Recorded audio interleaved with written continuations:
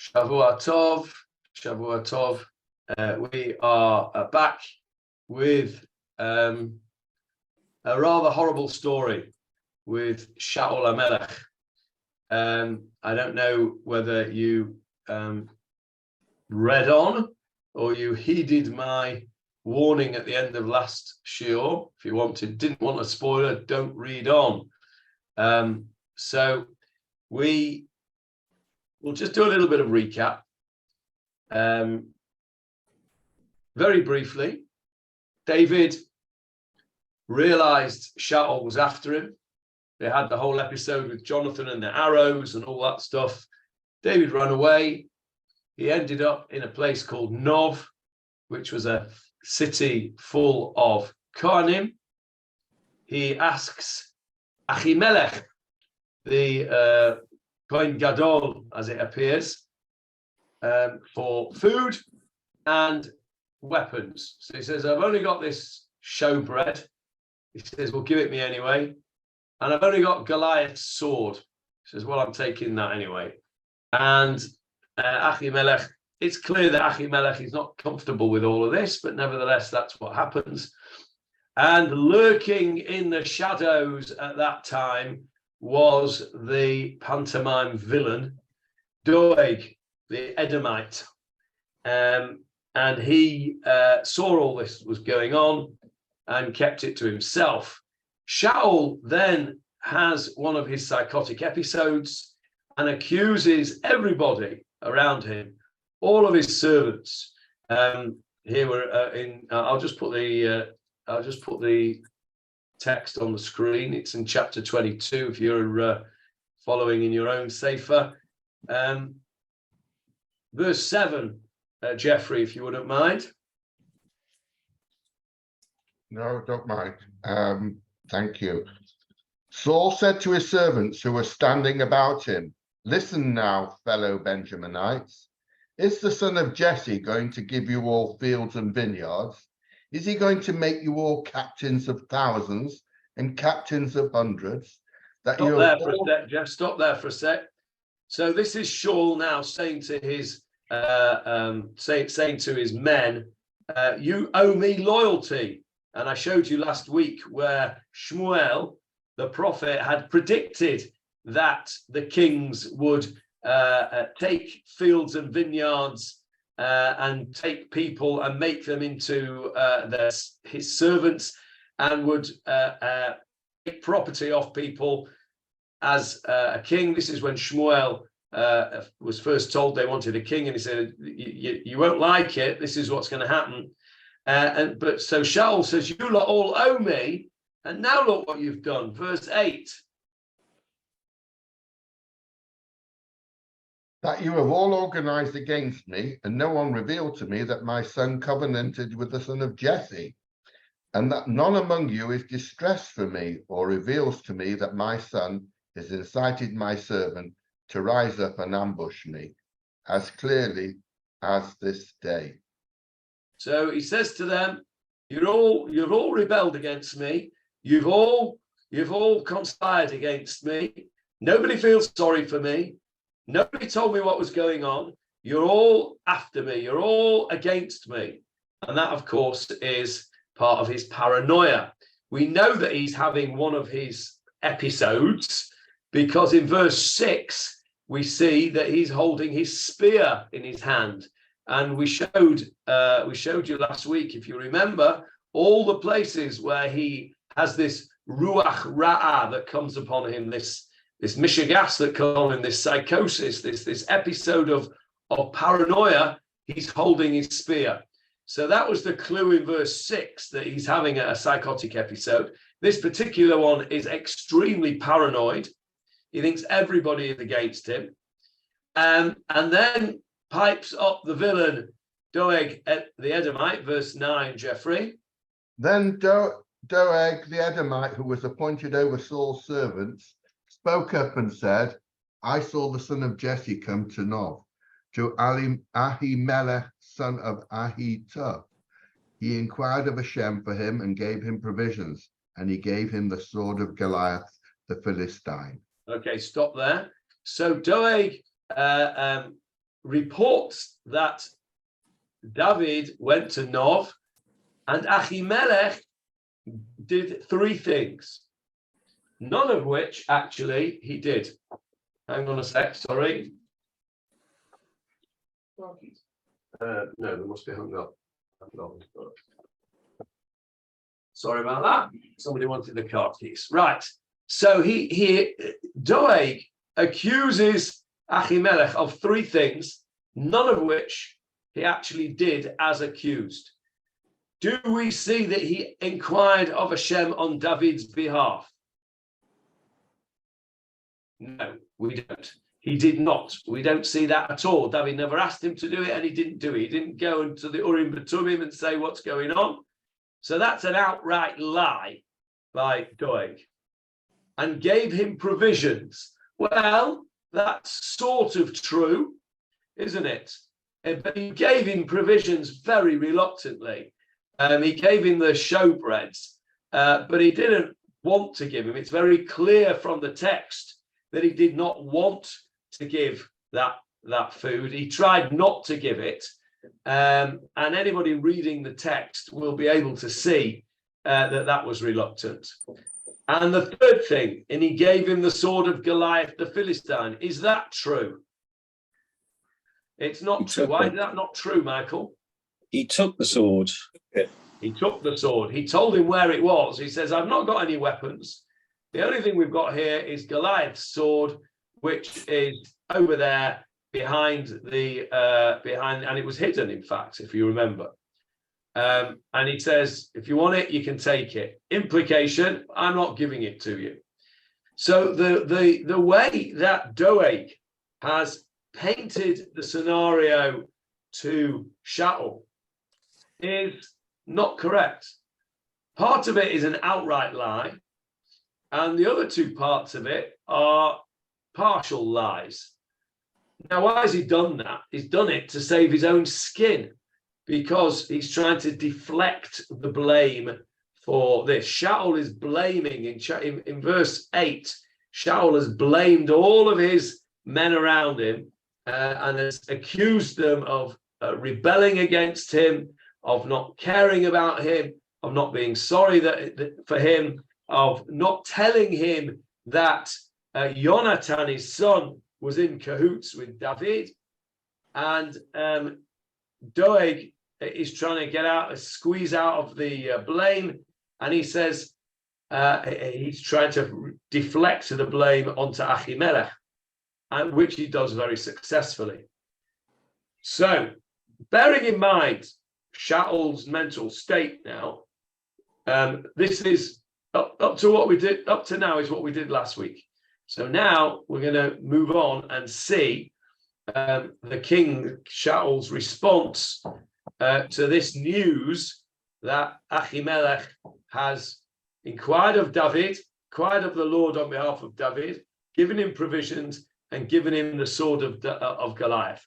Now, if you hear that, how do we know if Doeg was actually there? Where do we see that? To see all these things. Okay. Let's go back to the previous chapter, and we are told very explicitly in verse 8, chapter 21, Jeffrey, verse 8.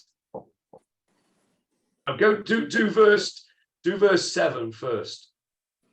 So the Kohen gave him sacred food, for there was no other bread there except for the showbread that was being removed from before Hashem, in order to place hot bread on the day it is taken off. Now there on that day was one of Saul's servants who lingered before Hashem. His name was Doeg, the Edomite. He was the chief of Saul's shepherds. Stop there. Yeah, there you go, Johnny. Yeah, satisfied? Thank you. Yes, I am. I forgot. Can I go? Can I get looked at the beginning of verse 7 in the following chapter? Okay, my translation says, where you say, "Listen here, you Benjamites," mine actually says, "Listen here now, you Yemenites." Is there any reason why the translation in the Nach would say Yemenites as opposed to Benjamites? Okay, let me ask you this. Your word Yemenites. Yeah. I suspect it does not say Yemenites. Spell it for me, please, Michael. Yeminites. Does that say Yemenites? Yemenites. Yemenites. Okay. It says Yemenites. It says Ah. Yemenites. Oh, If it right. was Yemenites, it would be Yemen. Ah, okay. Sorry about that. Now, why does it say Yemenites? Because Yemin is short for Right. Binyamin. Mm. Okay, so the Hebrew actually says, where are we? Verse 7. The Hebrew says, Shimu na b'nei Yemini. B'nei Yemini, the sons of Yemini. Who is Yemini? Binyamini. Okay, so Yemenites is just the living Nach's translation of Benjaminite in English, and he's just transliterated it rather than translated it, but it doesn't say Yemenites. Okay. Yes, David Marks would like to. I don't know whether he's giving me out there with his finger raised. No. I don't know if you read it. I may have missed the share. There's a very interesting note on Doeg the Edomite in the Koran on page 164, Johnny. Yeah, I think we mentioned that when we did it in chapter 21. But let's do it again. The chief of the patrolmen, that one. Yeah. We did actually do that at the time, but it's worthwhile repeating. I'll read it out. Shaul's servant Doeg the Edomite happened to be at Nov. He's described as the chief of Shaul's patrolmen. The Hebrew word ro'im, which is translated here as patrolmen, literally means shepherds. Doeg, from the nation of Edom, will later execute Shaul's judgment on the priests of Nov. Now we're coming up to that this week, because of their collusion with David. Shaul, as Israel's first monarch, needed to build the institutions of a new form of government to replace the existing informal tribal federation. He had to appoint officers at all levels of this newly defined hierarchy. As the Israelites did not have the expertise to perform all the functions needed in a more sophisticated government arrangement, they may have needed to import that expertise from other cultures. In the ancient Near East, many rulers hired mercenaries to bolster their armies. In the two temples from the time of Ramesses II, 13th century BCE in Bet Shan, there is evidence of Egyptian mercenary troops who came from the Aegean Anatolian regions. Pharaoh Ramses II himself used 11,000 mercenaries during a battle. In this story, Shaul chooses Doeg to lead the force attacking Nov, perhaps both because of his skill as a chief and because he is from Edom, and therefore would not have the moral and religious sensitivity of an Israelite against the massacre of a city of the Lord's priest. We're going to come back to that little section in a moment. So basically, Doeg, he's called Doeg the Edomite. When we spoke about this at the time, if you remember, we brought another opinion that said that actually Doeg was a convert from Edom. And I can't remember who said that now off the top of my head, but we brought some explanation that he was a convert, and we brought a proof by saying that Ruth HaMoaviyah was called Ruth HaMoaviyah even after her conversion. So Doeg the Edomite, was still called Doeg the Edomite after his conversion. We do that, I'm afraid, all the time ourselves, don't we? We refer to somebody as something that they were and are no longer. Somebody who perhaps has been in trouble with the police for stealing will get known as Moshe the Ganef, even if he stops being Moshe the Ganef, etc. So so that was one opinion, was that Doeg was a mercenary. Another opinion was that actually no, he was a convert, but in his previous life he'd learned these skills. The fact that he was a convert is probably going to be challenged a little bit by today's event. So let's carry on now. So, Convert verse- from what? Johnny? A convert from what? from the people of Edom. In other words, he joined the Jewish people. He joined the Jewish people from Edom. Now, we're back in chapter 22. So Saul says to why did we get to that? Oh yeah, Johnny asked us, how did we know Doeg was there? Because it says so. Right, so Doeg has dobbed in Achimelech big time, and has tried to make him look as bad as possible. And so, verse 11. Yeah. So the king sent for Achimelech, son of Ahitub, the Cohen, and all his father's house, the Kohanim of Nob, and they all came to the king. Saul said, "Listen now, son of Ahitub." And he said, "Here I am, my lord." Saul Stop said there. to him, Stop there a sec. So here we've got Shaul, the king. We know that he's at best in a bad mood and at worst having a paranoid episode. We know how he uses language. He refers to David as, how does he refer to David? Son of Yishai, isn't it? Son of Yishai, Ben Yishai, and it's used in a pejorative term, Ben Yishai. He now does the same thing to Achimelech. Bearing in mind, Achimelech here is, we're going to call him the chief Cohen. I'm not sure he was actually the Cohen Gadol at the time, but he was certainly the chief Cohen in the city of Nov. He's an important person. Okay, he's not the king, but he is a holy man. He's a man of God. He's a priest. And he is, even from the king, deserving of some respect.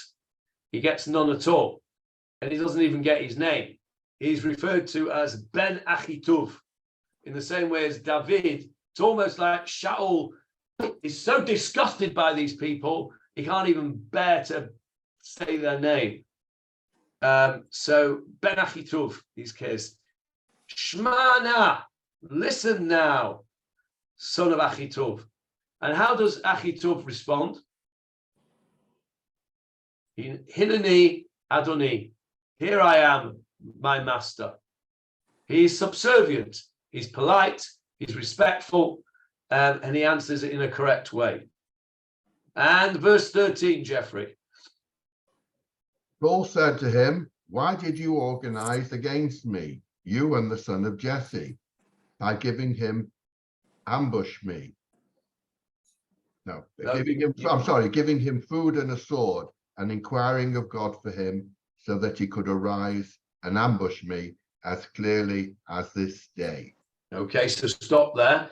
So he makes no introductory comments. He goes straight in for the jugular. Why have you rebelled against me? And again, he's talking not just to Achimelech. Look who he has brought with him. Verse 11 tells us the king sent to call Achimelech, all of his father's household, and the priests who were in Nov, the whole bang lot of them. Now, we know from the previous chapter that this interaction between David and Achimelech was a very short individual interaction, which had nothing to do with Achitub, nothing to do with the rest of Achimelech's family, and certainly nothing to do with the rest of the priests in Nov. But there is collective responsibility here. Shaul has schlepped them all to the tribunal, and he said to them, "What?" And again, I don't like this translation on the screen of 13. Why have you rebelled against me? Because I think it misses something. We said this last week, and I'm going to show you the language is very similar. Conspired, Rabbi Steinsaltz says. Rabbi Steinsaltz says conspired, and I think that is a better translation. What have you got, Jeffrey? Organized. Organized. That's also a better translation than rebelled. Rebelled is Merida is a rebellion. It's not the same word here. And we spoke about this last week. And the reason we spoke about it last week is because this is the same accusation that he made against his own men. Lama keshartem alai. See that word there, keshartem. And we had this discussion last week. Let's see if any of you can remember our discussion last week. What word can you see in there? Said kesher, to tie a knot. Kesher, to tie a knot. Well done. So he's saying, why have you tied a knot together? Why have you lot come together? So organized is a good translation. Conspired is also a decent translation. Rebelled is not a good translation. Here, the implication, and this is important because we're looking at this through Shaul's eyes. Shaul is going through a paranoid episode, and he's seeing that people are conspiring against him. It's not just Achimelech. Actually, it was only Achimelech that had anything to do with this. All the other people had nothing to do with it and didn't even know it was going on. But he has accused them with no evidence whatsoever of all joining together, kshartem, or kshartem, otam leot al yadecha, and you shall tie them on your hands, meaning the tefillin. He's accusing them of all coming together to conspire against him. And then look what he says at the end of the pasuk, verse 13, Jeffrey, towards the end. By giving him food and a sword and inquiring of God for him, so that he could arise and ambush me, as clearly in brackets as this day. So that's right, lakum elai, to arise against me. You lot have all conspired, organized, and helped David, who is going to rise up against me. That makes you guilty by association, the whole lot of you. Now, if you're Achimelech, then you've got something to answer for. You've got to try and explain what actually happened. But the rest of them, they don't even know what happened, unless they happen to be bystanders. But they didn't have any input into this decision to help David or not to help David. So they're really just schlepped in guilty by association there with Achimelech. And it's a reflection of the depth of Shaul's mental problems at this stage, because he's flailing out at anybody he can and dragging them into the argument. So this is what he's been accused of. Achimelech has been accused of a very, very serious offense, aiding and abetting the king's enemy. It does not get any worse than that in a human court with a king. Aiding and abetting the king's enemy is, of course, a capital offense. Achimelech knows that he's in trouble. He's in trouble. So he tries a few tactics now to get out of it. Verse 14 is a very, very interesting pasuk. Jeffrey. Achimelech answered the king and said, "Who among all your servants is as trustworthy as David? He is the king's son-in-law, obeys your bidding, and is honored in your household." Stop there. That's a bit strange, isn't it? It's not what I would say if I was Achimelech. What's Achimelech saying? He's praising the king's enemy. He's saying, wait a minute, David's a great guy.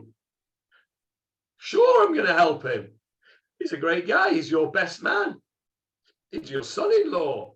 He does everything that you ask for him, and he's very honored in your house. And you'll see that there is a question mark at the end of the sentence, because in the Hebrew, it is this pasuk is phrased in the way of a question. Umi b'chol avadecha. I'll translate it more literally than we've got on the screen. Umi b'chol avadecha, and who? It's a question. Who, O king, amongst all your servants, David, Ne'eman, is like David in his faithfulness. Who's better than David in your household? V'chatan HaMelech, he's even your son-in-law. V'sar el mishmatecha, and he does your service. His sar there is with a samach, but which actually means to remove. But the Mefarshim say it really should be a sin, as sar, as in an officer or a minister. He does your service. And he is honored in your house. Who? Me. Who is more honored than David? It's a very risky tactic, because what he's saying is to Shaul, David's a great guy. And Shaul does not want to hear that. Shaul does not want to hear that David is a great guy. But what's Achimelech trying to do in this pasuk? He's trying to say, of course, if David asked me for something, I would do it, because I assume that he's there on your bidding. Now, what he doesn't say, which is a bit strange, because I would have said it if I was Achimelech, he doesn't say, and by the way, David told me he was on a mission for you. And so when I gave him the provisions and I gave him the sword, I thought I was serving you, my Lord. That's what I would have said explicitly. But that's the implication from this pasuk. The implication is that Achimelech, and this is not actually true either, but Achimelech is saying, I thought David was on your side. I didn't understand that David was your enemy. If I had known that he was your enemy, of course I wouldn't have given him provisions and a sword. I would have immediately gone a blower and got him arrested and taken back to you if I'd have known. I didn't know. I thought that he was your right-hand man. And I thought that I was giving him provisions to do your bidding, as in fact he told me. And how do we know that? Let's go back to the previous chapter, right at the beginning of chapter 21. There we go. Verse 2, Jeffrey, in chapter 21.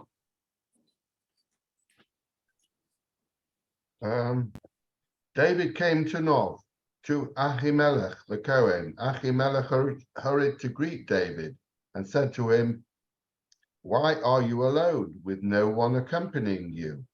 Stop there for a sec, please. I did not like that translation at all.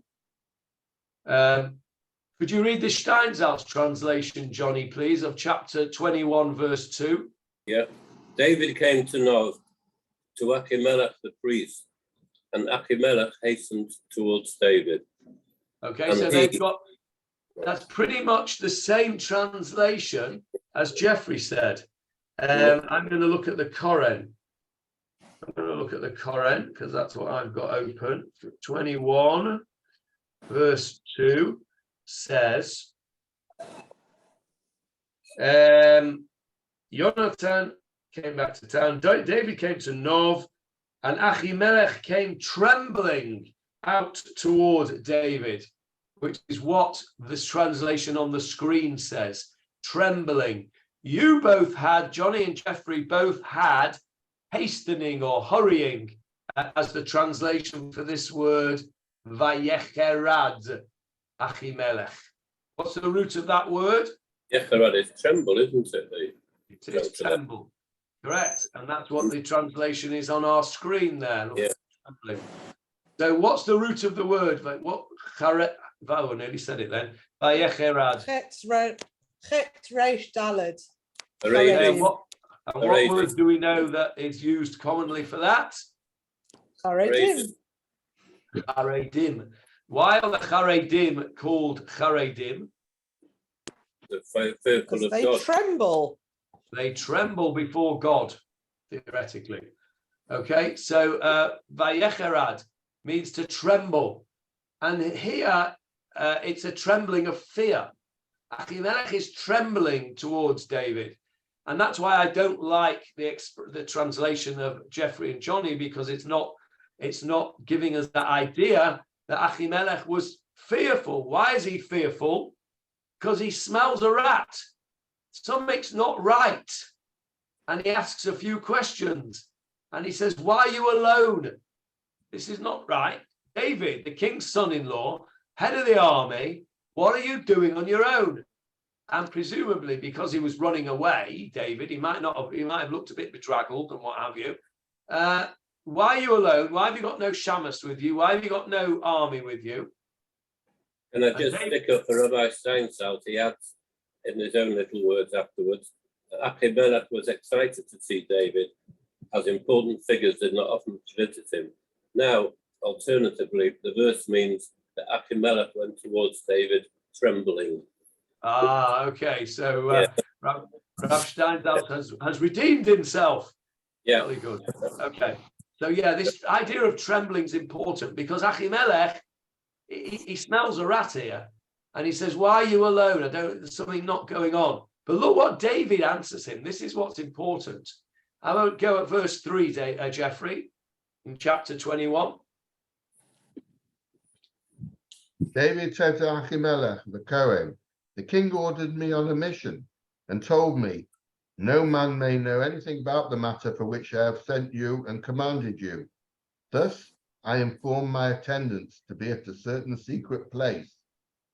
Okay, stop there. So David lies to Achimelech, and David says, I'm on a secret mission for the king.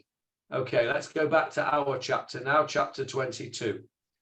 So Achimelech, in verse 14, which we just read, when he said how wonderful David is, could have added in, and he told me he was on a mission for you. So I'm caught between a rock and a hard place, aren't I? Because if I smell a rat and I don't think he's really working for you and he's your enemy, and I give him provisions, then I've rebelled against the king. And if I'm wrong and he really is on a secret mission for you, and that's what he's told me, and I don't give him the provisions, then I've rebelled against the king, because I haven't given provisions to the man who's on a secret mission for the king. So I'm between a rock and a hard place. I can't win. That's what Achimelech is implying here in verse 14. He's saying, I had no choice but to give him this stuff. I just thought that he was your best guy. And even though he's not explicit in saying that this is what David told him, the fact that he is trying at his first attempt to get out of trouble here by saying that he thought that David was his Shaul's main man, and that's why he gave him the provisions. And he doesn't get a response. Shaul does not soften and doesn't say, oh, okay, that's all right then. If you thought he was working for me, I understand it was a genuine mistake. Well, just for future reference, Achimelech, he's not my main man. He's my enemy. So you should know for the future. But he doesn't say that. He doesn't say anything. But presumably, he looked menacing, and Achimelech read his response to be, well, that hasn't worked. I better try something else. So he tries verse 15. Jeffrey, verse 15, chapter 22. Did I begin today to inquire for him of God? It would be sacrilegious for me to betray the king. Let the king not accuse his servant or my father's entire household of anything, for your servant did not know anything small or great about all of this. Okay, stop there. So we need to unpack this pasuk, because there's a lot in here. Hayom hachilot. Oh, before we do that, by the way, before we go into that, I just want to show you the comparison between what Shaul said to Achimelech versus what he said to his own men. That we need to get on the screen at the same time somehow or other, and I can't do that. Verse 7 and verse, oh, I can just about.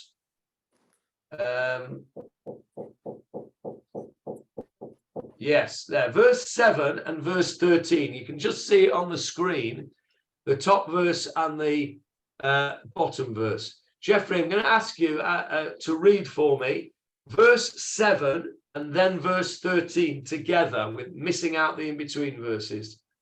Saul said to his servants who were standing about him, "Listen now, fellow Benjaminites.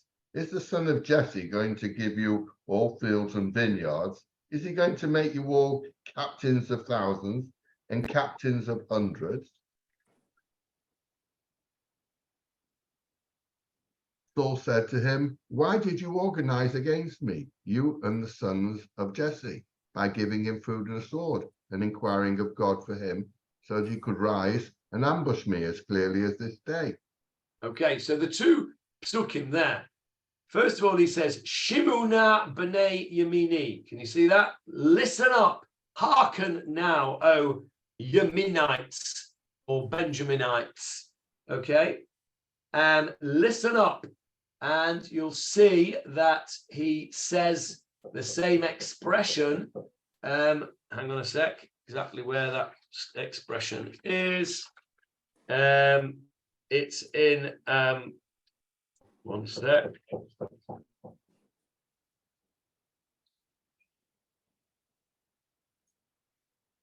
In 12, verse 12. There we go. Shmana. You see that? Shimuna is plural. He's talking to the servants, the Benjaminites. That's plural. Shimuna. And he says the same expression. Shmana ben Achituv. Okay, so that's a comparison, exactly the same. And then he refers to Ben Yishai, to his servants in verse 7. And in verse 13, he refers to David as Ben Yishai. Okay, then he says the same thing. He says to his servants in verse 8, Ki kishartem kulchem. You have conspired against me. See that there on the screen? He says exactly the same words over here to the priests. Lama kishartem alai. Same word. Kishartem, kishartem. You've all conspired against me. And he refers to David as Ben Yishai. We've done that one. And here he says to his servant, he says, you have not told me that my son Jonathan is going to do what? Ki hekim bani et avdi alai. That my son has hekim, arisen against me. And what does he accuse Achimelech of conspiring to help David? Lakum Eli, same word. So he's flinging the same accusations to the priests, against the priests, as he is of his own men. What does that tell you about Shaul? Petrified of everybody. Yeah, he's scared of everybody. They're all up against him. They're all up against him. It's part of his paranoia. He thinks that everybody is conspiring against him to rise up against him, and he's using those very, very powerful expressions. But it's indiscriminate. The reason I wanted to show you the comparison is it's indiscriminate. He's accusing everybody. And that's a feature, of course, of paranoia, is that there is no substance to the accusations.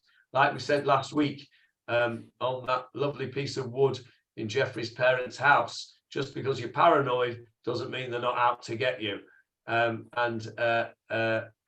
So here he was paranoid, and of course David was out to get him. So we can see here that the king's lost the plot, and Achimelech has tried to get out of it by saying, the king, I thought David was your main man, And now he's trying something else. We need to unpack this verse now, verse 15.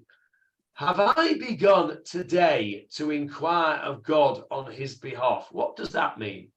Why did he not just say, I didn't do it? I didn't inquire of God on his behalf. And he says this cryptic expression, have I begun today? Hayom hachiloti lishol lo velohim. Have I begun to inquire today of God on his behalf? Chalil ali, far be it from me, God forbid. What does that mean? Have I begun today to inquire? What do you understand by that? It means not the first time it's done it. Okay, very good, Johnny. Now I'm reading Steinsaltz. Okay, very good, Steinsaltz then. Okay, so Sorry, yeah, not to be honest. very good. So he's saying, one of the things he might be saying is, I do it all the time. Yeah. That's my job. I'm a Kohen. I'm a priest. I'm the high priest around here. Of course I've inquired of God for David. Nothing special about that. What do you think Doeg was doing there? Right? What's anybody go to the temple for? Go to the city of priests for, where the Mishkan was at the time? To inquire of God, either to bring a korban because you've done something wrong, or you want to be a thanksgiving, or you want to daven, or you want to know if something's going to be good for you. So who do you go to? You go to the Kohen. So he says, of course I've inquired for David. And now that beginning of that sentence fits in with the previous sentence. He said, David's your main man. Of course, this is not the first time I've inquired of God for him. I do it all the time. So I don't understand your accusation, Your Majesty. You're accusing me of doing my job. That's what I'm meant to do. People come to be helped to inquire God, and that's what I do. And then he says, Chalil ali, far be it from me. So by adding that in, you can turn the pasuk on its head, and you can say, what? You think I would do that for David, an enemy of the king? You can see that his first attempt to paint David as the favorite and the son-in-law and the minister of the king is not getting anywhere. So he says, Chalil ali, I certainly would not do such a thing that you're accusing me of, which is to inquire of God on behalf of an enemy of the king. If I'd have known he was an enemy, Chalil ali, I certainly wouldn't have done it. But I do this all the time. Johnny, Data Mikra adds that what he was saying was before every military campaign, David came to consult with me, and you, King Saul, knew it. Right. Okay. So that's giving a little bit more context to the idea that this is not a new thing. This is not a new thing. And remember, and although again I'm struggling a bit to understand why Achimelech didn't say this, but we know it. David told him he was on the king's service. He was on His Majesty's Secret Service. He was James Bond. Nobody was able to see him. Nobody was able to know what he was up to. He said that. So Da'at Mikra is very helpful there, because have I begun today to inquire of God? And he's not, of course not. This is an everyday occurrence. Every time David goes out to battle on your behalf, he comes for a bracha. First, he comes to find out if it's okay, and you know it. But Chalil ali, God forbid, far be it from me to do anything which is not out of the order, which is not correct and not the way I would normally do it. If I thought that he was an enemy, Chalil ali, of course I wouldn't have done it. Chalil ali. Now, what does chas v'chalila mean when you say God forbid? Chas v'chalila, it means pity. Chas means pity. Have pity on me if I would do such a thing. Chas v'sholem, pity and peace. It's an expression that implies, as it translates it here, no way, far be it from me, I wouldn't do it. I wouldn't do that. Now, just before we go into the next bit of the pasuk, there is one explanation I read, which is this Chalila Li. I'm trying to think who it was. Might have been the Radak. Give me a mo.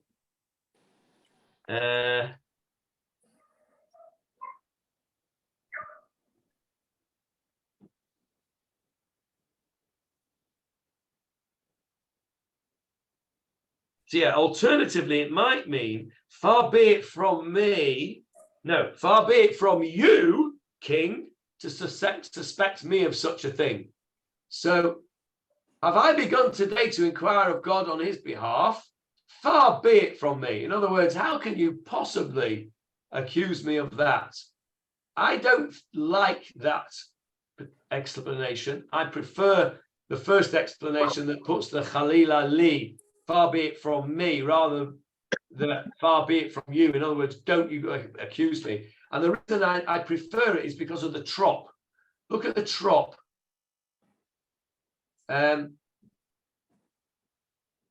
You've got here a Darga Tafir. So it goes, Hayo Machilot. Well, it's not actually because it's in Tanakh, but anyway. And then it says, Lishol lo velohim Chalila li. Mercha, there's a mercha under the lo. There's a tipcha under the velohim. There's a munach under the Chalila, and it's nachta under the li. In other words, that expression, Lishol li velohim Chalila li, is all part of one retzef, one section of trop. Okay, there's various different things in the notes which always go together. So, for instance, you can't have a kadma without an azla, because if you have a kadma without an azla, it's not a kadma, it's a pashta. Okay, so kadma va'azla, kadma ve'azla, they go together. More often than not, a darga, the one under the hayom, the one that's like a little squiggle, more often than not, that goes with a tavir. It can go with a munach ravi'i, but more often than not, it goes with a tavir. A mercha tipcha munach et nachta is one section. It goes together. It doesn't get broken up. So lo velohim chalila li goes together because the trop's telling you it goes together. The et nachta is a stop. It's more than a comma, less than a full stop, a sort of a colon, a semicolon, if you like. Because the next bit of the pasuk, Jeffrey, if you're with us, we're on verse 15, please. The second half of the verse 15. Did I begin today to inquire for him of God? It would be sacrilegious for me to betray the king. Let the king not accuse his servant or my father's entire household of anything, for your servant did not know anything small or great about all of this. So what the alternative explanation of Chalila Li wants to do is it wants to put the Chalila together with the next bit of the pasuk, which is, let not the king impute anything to his servants. In other words, don't accuse me of anything. So the alternative is that Chalila Li is that the Achimelech is saying to the king, far be it from you to accuse me of anything. But the trop doesn't fit with that because the li, the etnachta, is there. That's your colon. So I think that the first explanation is right, and that is that he says, I've been doing this for ages, of looking at inquiring of God for David, because that's what I do. Dat Mikra says, I've done it on your behalf every time he goes to battle, and you know it. Far be it from me to do it in any other situation. So, therefore, do not, al yasem Achimelech be'avdo davar, do not accuse me of anything. Do not accuse, let the king not accuse his servant, i.e. me, Achimelech, of anything. B'chol beit avi, and not my father's household either. They certainly didn't know anything about this. I had no knowledge of this. Your accusation is totally false. He puts up a good defense. And what is the king's response? Does he say, oh, all right then, I believe you? No, he does not. Verse 16. But the king said, you must die, Achimelech, you and all your father's house. The king then said to the footmen who stood about him, surround and kill the Kohanim of Hashem, because their hand is also with David, and because they knew that he was fleeing and did not inform me. Stop there in the middle of the pasuk. So, no trial, no evidence, no going back to Doeg and saying, is that true? You were there. Tell me what really happened, Doeg. Is Achimelech telling the truth? No, doesn't even flinch. We don't even get a response to what Achimelech said. Straight in, Achimelech gives his defense, and straight in, the king says, Vayom HaMelech, Mot Tamut Achimelech. Now, interesting, he's no longer Ben Achitov. He's now given his name Achimelech. Why is that?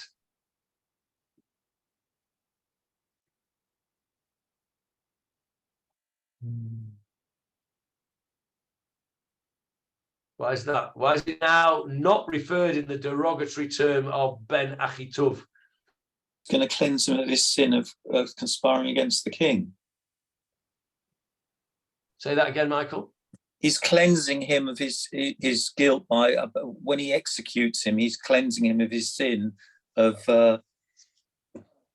Okay, that's interesting. So it's not quite what I was about to say, but it's just similar. giving a command, because he's giving a command. You will die. So he's giving his name. The death sentence, yeah. So he's giving his name. If he said Ben Achitov, that's a good point. If you give Ben Achitov, Achitov's probably got other children as well. So he's got to be, if he's giving a death penalty, he's probably got to actually say who it is, actually the person. So that's a fair comment. But again, that wasn't what I had in mind. Mine's more really, because he says that all your household, all your father's household, they're all gone anyway. So they're all gone anyway. No. Okay, that's fair enough. That's true. That's true, Paul. I'll tell you what I thought. He's no longer a threat. He's no longer a threat. He's a dead man walking. So he's been put to death. You're going to die, Achimelech. You've had it. You're no longer a threat to me. You're all going to die.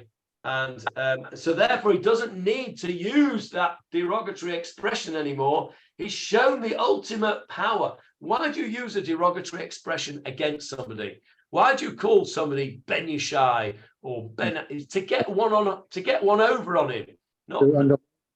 Say that again, Peter. To undermine him, yeah. To undermine him, exactly. Well, he doesn't need to be undermined anymore. He's demonstrated the total power that he has over him, and he doesn't need to be undermining him anymore because he's a dead man walking. Mut tumat, you've had it. Achimelech, history, you're toast, and the rest of your father's household as well. Now, he says to the men, verse 17, he says to the footmen, by the way, we talked about this last week. Laratzim does not mean footmen. Well, it does in a way. What do runners. Runners, that's right. Runners. And we mentioned that in the context of Shmuel. Again, remember, we talked about this last week. Shmuel, when he was giving the warning about what it would be like if you have a king, he says, your children will be kidnapped from you in order to become runners to the king. You'll run before his chariot. So these are the runners. This is a way of hinting to us that Shmuel's prophecy back in chapter 8 has now come to pass. Anyway, he says to these people who were standing around him, his servants, Sovu, turn around. Turn around. I think that's an interesting expression. Vahamitu kohanei Hashem ki gam yadam im David. And put to death the priests of Hashem, because their hand is also with David. V'chi yadu, because they knew ki vorechu, that he was running away. V'lo galu et ozni. They did not reveal it to my ear. In other words, they didn't tell me. Now, first of all, the word sobu, actually, but it's the same thing. Sovu, turn around. Same word in modern Hebrew. What's the modern Hebrew word for to turn around? Sovev, lesovev, listovev. Lehistovev, yeah, to turn around. Lesovev means to turn something else around. Yeah, sovev. Lehistovev is a reflex form. It means to turn yourself around. It's the same root. Sovu. What other word do you know that you may know by a different word that your grandchildren will know by a derivation of this word? Devivon. Yes, well done, Anita. You're beginning to read my obtuse mind very well now. You know how my weird mind works. Servivon. Servivon, which we would know better as a roundabout. A dreidel. A dreidel. Okay, a dreidel is a servivon. Why is a dreidel a servivon? Because it turns round. It turns round. And why is a dreidel? What does to dray mean? To dray is to turn. Yeah, to dray, you dray this way, you dray that way. What's a dray cop? Somebody who can falsify things sometimes. It makes things up sometimes. A dray cop is somebody who turns to this, he turns to that. He's not a settled person. A dray cop, you know, his head's all over the place, spinning around. Anyway, that's the word dray. That's why a dreidel is called a dreidel, because it turns around, which is why. A roundabout, the same word. A roundabout here is called a kikar, which is the same word as a loaf, because it's just that shape. But so a roundabout is not from that word. I know what you're talking about. Curves. When you see on the road, you know, when the road curves round and you have those chevrons on the side, you know, those black and white, and you might see a sign that says Sivuvim Masukanim, dangerous curves, right? Dangerous curves in the road. Okay, so Sivivon, yes, that's right. Anyway, he says turn around. Why does he say turn around? Why doesn't he just say kill them? Sovu v'amitu. They were facing away from him. They were facing away from the Kohanim. Yeah. Why were they facing away from the Kohanim? Yeah, they're not allowed to look at them. They have to face the king. They were facing the king. To the king. What did you say, Peter? No, they're not allowed to look at the Kohanim. Okay, that's interesting. They're not allowed to look at the Kohanim. Yeah. No peeping out of your talus during Pirchat Kohanim. I'm not sure about that. I think that this is a command not to turn around physically, but to turn around their feelings. Because how would they view the Kohanim, generally speaking? Respect. With great respect. They would fear the Kohanim are the priests of Hashem. They would respect them. They would give them honor. They would give them, they would behave well towards them. And I think that what the king is saying is, Sovu, we talk about it, don't we? In English, when we change our mind completely about something, we say, I've done a 180-degree turn on A U-turn. U-turn, yeah, very good. Excellent, a U-turn. So he's telling them to do a U-turn psychologically against the Kohanim and put them to death. And we'll just finish on the end of this pasuk, verse 17, Jeffrey, the end of the pasuk, which I stopped you before you said it. I'm going to read it again, Jonathan, because it's. Yeah.